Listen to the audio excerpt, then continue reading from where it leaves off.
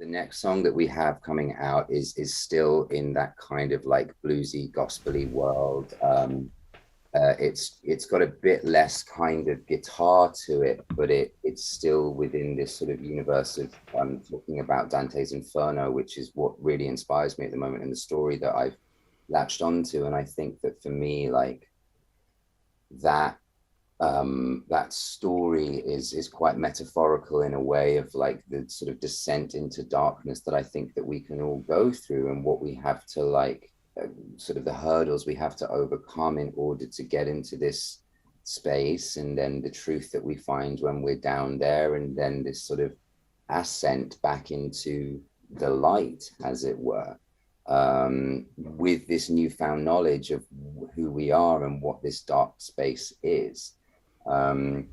and so I'm very much using that story. So at the moment, we're kind of in this like Dante's Inferno kind of purgatory world at the moment. So that's the next song, is kind of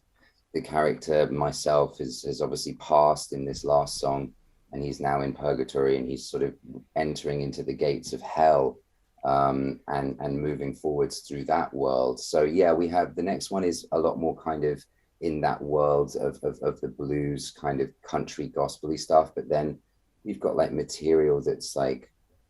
got guitars that sound like Sun-O. Like one of the things that I wanted to do is try and record things really oddly. So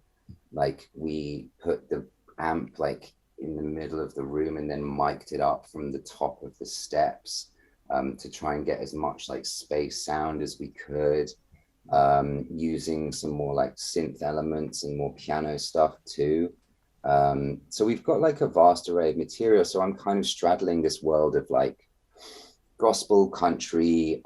blues, darkness, alongside this more kind of like Nick Cave, The Cure, Sun-O, weird kind of like odd space, and hopefully the two will meet at some point in the middle, and then the journey will continue.